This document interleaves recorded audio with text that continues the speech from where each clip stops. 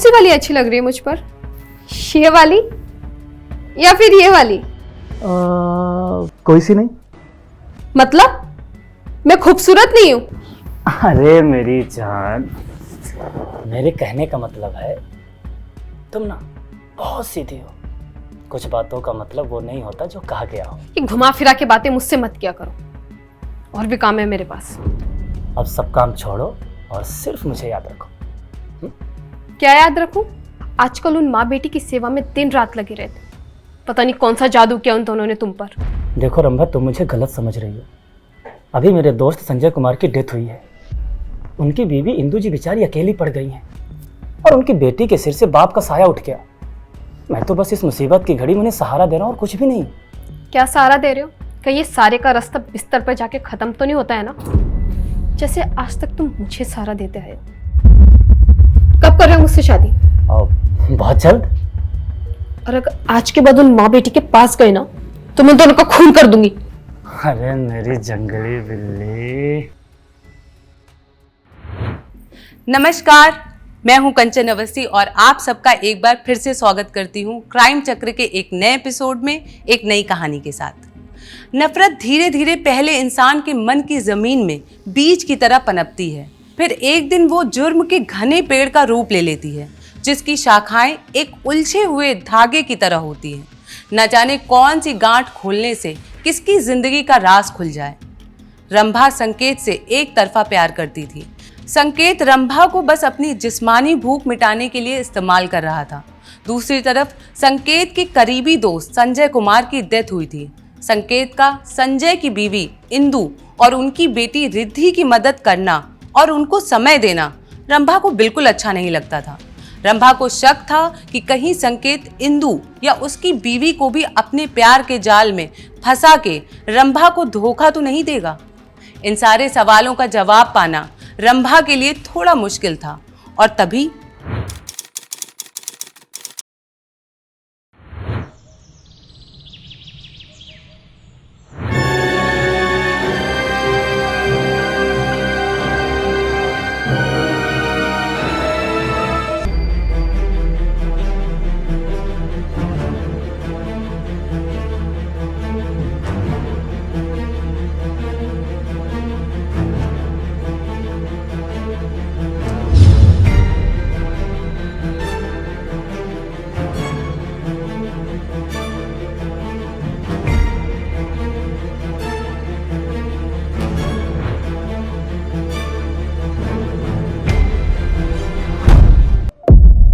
रिद्धि,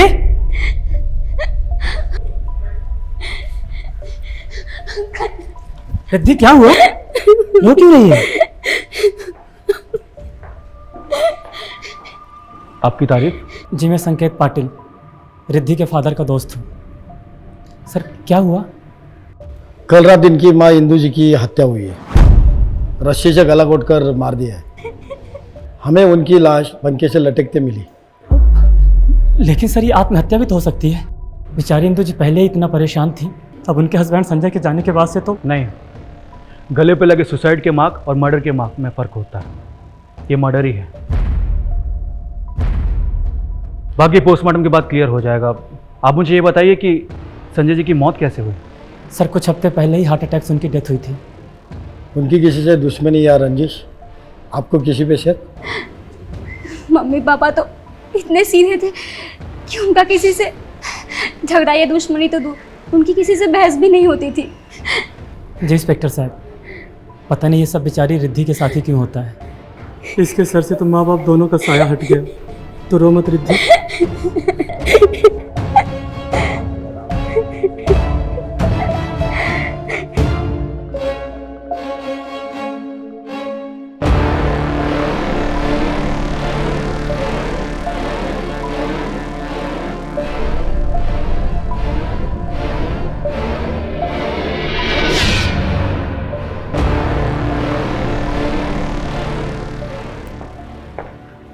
मुझे ये आदमी सही नहीं लगता। इस पर नज़र रखो। इसकी पूरी जन्म कुंडली निकालो, पता करो मर्डर के वक्त ये कहाँ था, स्पेशली कॉल डिटेल्स। जी सर।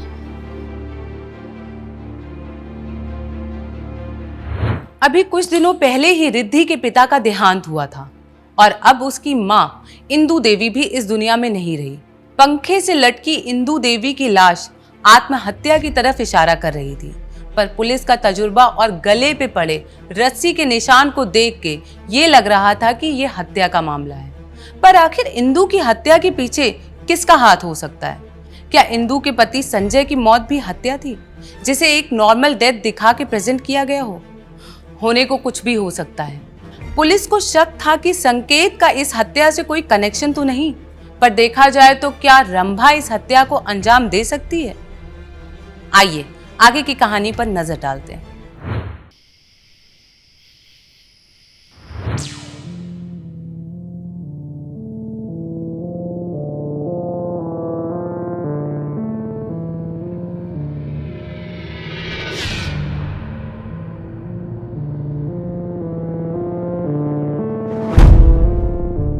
रोहित, किसने मारा होगा मेरी मम्मी को? आखिर उन्होंने किसी का क्या बिगाड़ा था? बस अब रोना बंद करो। ऐसे रोती रहोगी तो तबीयत खराब हो जाएगी। अब जो चला गया वो तो वापस नहीं आ सकता ना। लेकिन तुम टेंशन मत लो, तुम्हारे माँ के कातिल को कड़ी से कड़ी सजा दिलाएंगे अपन। थोड़ा हिम्मत तो रखो।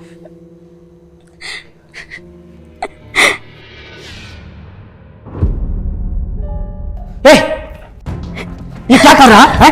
छोड़ रिद्धि को, छोड़। अंकल अंकल रुकिए। अंकल, ये रोहित है, मेरा बॉयफ्रेंड, और हम एक दूसरे से बहुत प्यार करते हैं। हाँ, हम दोनों बस शादी करने वाले थे। मैं इसकी मम्मी से बात ही करने वाला था कि ये सब हो गया। कोई बात नहीं, अगर संजय और इंदु नहीं हो तो क्या हुआ? मैं हूं तो मैं तुम दोनों की शादी करवाऊंगा। Thank you uncle. कोई बात नहीं बेटा, ये तो मेरा कर्तव्य है।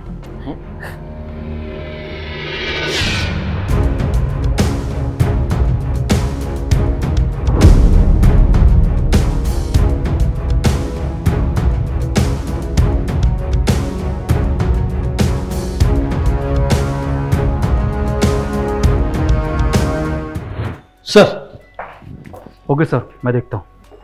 इंदु जी की पीएम रिपोर्ट। सर, उनकी हत्या रस्सी से गला दबाकर की गई है और सर मार के 1 घंटे बाद उसको पंखे पे लटकाया गया था। और वो कॉल डिटेल्स मैंने मांगी थी, उसका क्या हुआ? ये रही सर। संकेत के नंबर से कांस्टेंट बहुत कम लोगों को कॉल गए हैं, जिनमें से एक नंबर रंभा का भी है।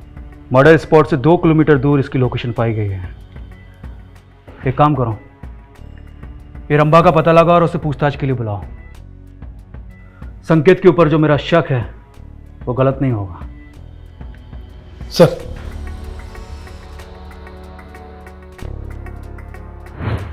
पुलिस ने संकेत के मोबाइल की कॉल डिटेल्स और लोकेशन डिटेल्स निकाली, जिससे ये पता चला कि संकेत हत्या की जगह के आसपास ही था और लास्ट कॉल उसको संकेत के नंबर से ही गया था। इस बात को लेकर संकेत के ऊपर जा रहा शक कुछ हद तक यकीन में बदल रहा था, पर कानून को किसी भी अपराधी पे कड़ी कार्रवाई करने के लिए चाहिए होते हैं ठोस सबूत, जो अभी तक पुलिस के हाथ नहीं आए थे। क्या रंभा से पूछताछ के बाद इस हत्या की गुत्थी सुलझेगी? क्या संकेत ही हत्यारा है? पर एक एंगल से सोचा जाए तो संकेत को इस हत्या से कुछ मिलने वाला नहीं था, पर रंभा के पास खून करने की वजह जरूर थी। क्या संकेत रंभा दोनों ही इस हत्या में शामिल हैं? रिद्धि, मेरे मम्मी पापा तुमसे मिलना चाहते हैं, अपने शादी के संबंध में कुछ बात करना चाहते हो। रोहित, क्या ये वक्त तुम्हें ठीक लग रहा है इन सब बातों के लिए? अभी मेरे मॉम डैड की डेथ हुई है, मैं इस वक्त अपनी शादी के बारे में सोच भी नहीं सकती हूँ। रिद्धि, मेरी बात का बुरा मत मानना, लेकिन तुम जिस सिचुएशन से गुजर रही हो ना, उसको देखते हुए मम्मी पापा ने डिसीजन लिया है कि हम जल्दी शादी कर लें। तुम बहुत अकेली पड़ गई, तुम्हें एक परिवार की ज़रूरत है और जल्दी से हमारे घर में तुम बहू बनकर आ जाओ। शायद कुछ हद तक तुम्हारा गम कम हो जाएगा। रिद्धि, जो चला गया वो तो वापस नहीं आ सकता ना।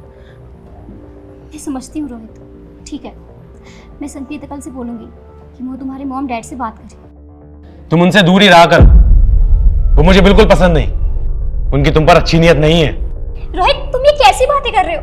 तुम मेरे अंकल के बारे में ऐसे कैसे सोच सकते हो? तुम कैसे आदमी हो? मैंने कुछ देखा होगा, मैं इसलिए बोल रहा हूँ। अच्छा, ऐसा क्या देखा तुमने?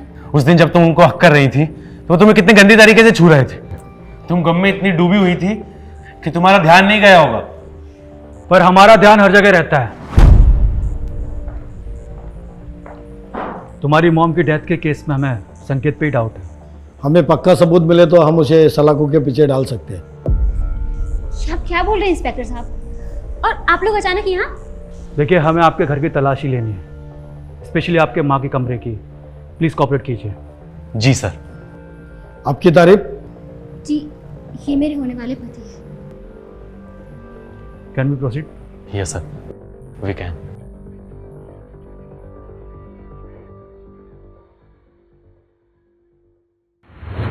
रिद्धि को जब ये पता चला कि उसकी मां की हत्या के पीछे संकेत का हाथ हो सकता है तो उसके पैरों तले जमीन खिसक गई। उसके पिताजी के इतने करीबी मित्र जिन्हें वो अपने पिता के समान ही मानती थी, वो उसकी मां के हत्यारे हो सकते हैं। ये बात रिद्धि के लिए चौंका देने वाली थी। पर रिद्धि को भी इस कत्ल के पीछे कोई वजह नहीं मिल रही थी। तभी पुलिस ने जब रिद्धि के घर की तलाशी ली, जिसमें पुलिस को इंदु देवी के रूम से एक लेटर मिला जिसमें इंदु देवी को जान से मारने की धमकी दी गई थी। आखिर ये लेटर किसने लिखा होगा? क्या इंदु देवी को मारने की साजिश पहले से की गई थी? और ऐसा था तो इंदु देवी ने रिद्धि को कुछ बताया क्यों नहीं? मैंने तुमसे कहा था ना कि पागलपन मत करना, लेकिन तुम नहीं मानी। मैंने भी तुमसे कहा था ना कि उन माँ बेटी से दूर रहना, लेकिन तुम भी कहाँ माने। आखिर तुमने सब क्यों किया? तुम्हें पता कितना बवाल हो गया है? पुलिस हमारे पीछे पड़ जाएगी। एक काम करते हैं, हम लोग कहीं छुप जाते हैं। डरपोक हो तुम, कहीं नहीं जा रहे हम, कुछ नहीं होगा। तुम औरतों को कैसे समझाया जा? बस अपने मन की करनी और कुछ भी नहीं। ते मन की करने में जो मजा है वो किसी और चीज में का है। बस तुम्हारी इसी बात का तो दीवाना हूं। तुम्हें हर सिचुएशन हैंडल करना बहुत अच्छे से आता है, और हमें हर सिचुएशन को हैंडल करने वालों को हैंडल करना आता है। तुम दोनों को हमारे साथ पुलिस स्टेशन चलना होगा। ले चलो दोनों को। लेकिन हमने तो कुछ भी नहीं करा है। लेकिन सर हमने हमने कुछ भी नहीं करा है। सर मेरी गलती क्या? सर सुनिए ना। क्यों मारा इंदु जी को? सर, हमने किसी को भी नहीं मारा। हर खून ही खून करने के बाद यही कहता है। हमें तुम्हारा नंबर संकेत की कॉल लिस्ट में मिला, और जब हमने तुम्हारी कॉल डिटेल्स चेक की तो पता चला कि मर्डर स्पॉट से सबसे करीब लोकेशन तुम्हारी थी। तुमने इंदु जी को बार बार कॉल किया था, और संकेत जी आपके नंबर से इंदु जी को आखिरी कॉल गया था। सर वो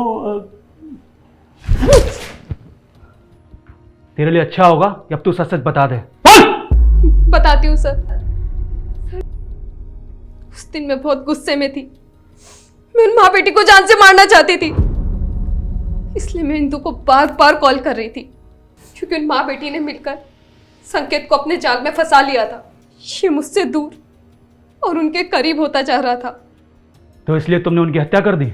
नहीं सर, रंभा गुस्से में उस दिन उनके घर के पास तक तो गई थी। मैंने रंभा का पीछा किया, फिर मैंने इंदु जी को फोन करके वार्न किया, और रंभा को भी मैंने कॉल करके जैसे तैसे समझाया, और सर उसके बाद पता चला कि इंदु जी की डेथ हो गई।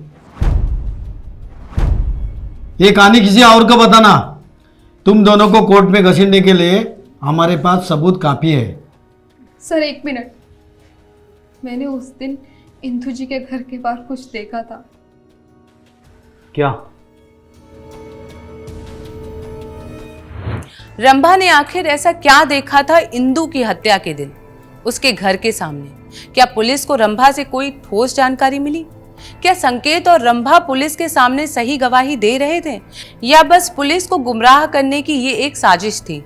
पुलिस ने रंभा से मिली जानकारी को मद्देनजर रखते हुए बरामद हुए लेटर की हैंडराइटिंग चुपके से सबकी हैंडराइटिंग से मैच की, और फिर जो खुलासा हुआ वो चौंका देने वाला था। बता, इंदु जी को क्यों मारा? सर मैंने किसी को नहीं मारा सर। तेरी हैंडराइटिंग मर्डर स्पॉट पे मिले लेटर से एकदम मैच करती है। अब इत्तेफाक तो नहीं हो सकता। तेरे खिलाफ हमारे पास पुख्ता सबूत है। बोल सर बोल, तेरे लिए अच्छा होगा कि सच उगल दे, वरना मार कम पड़ेगी। सर मैं रिद्धि से बहुत प्यार करता हूं सर, और सर मैं उससे शादी करना चाहता था, पर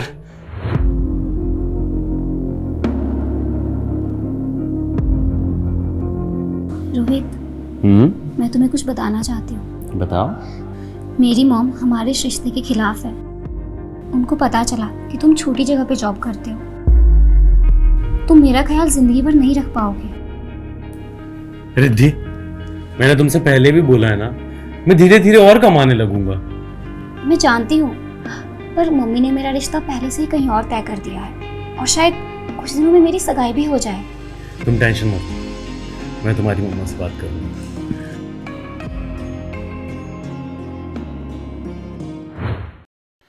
सर मैंने रिद्धि की माँ को मनाने की बहुत कोशिश की, लेकिन सर उन्होंने मेरी एक भी नहीं सुनी, और मुझे वहां से जलील करके भगा दिया, और सर मैं चुपचाप वहां से चला गया।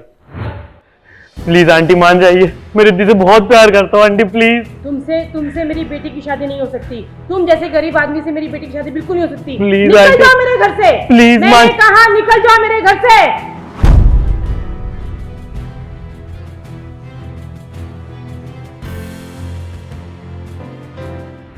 रिद्धि के बिना जीना, और वो इंसल्ट मेरे दिमाग में सर घूमती रही, बार बार घूमती रही सर,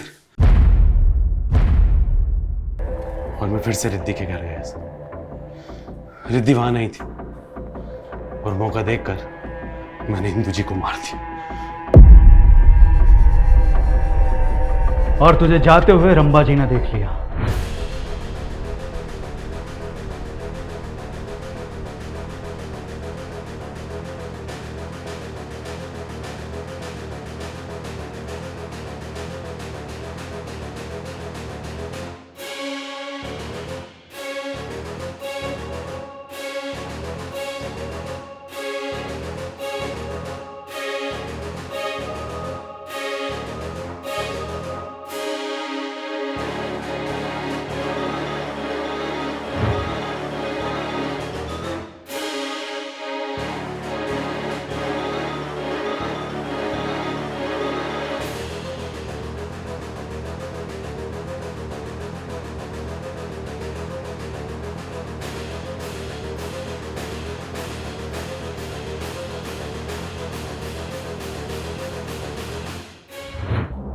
सर अगर मैं उन्हें नहीं मानता तो मेरी और रिद्धि की शादी कभी नहीं हो पाती। अब तेरी शादी की शहनाई जेल में बजेगी। नहीं सर,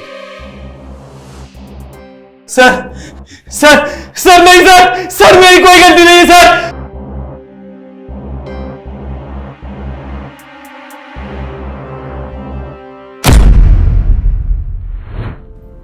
रंभा से मिली जानकारी से पुलिस ने जब रोहित की हैंडराइटिंग बिना रोहित की जानकारी के उस लेटर से मैच करवाई तो वो मैच हो गई, और रोहित की मोबाइल की लोकेशन भी मर्डर स्पॉट की थी।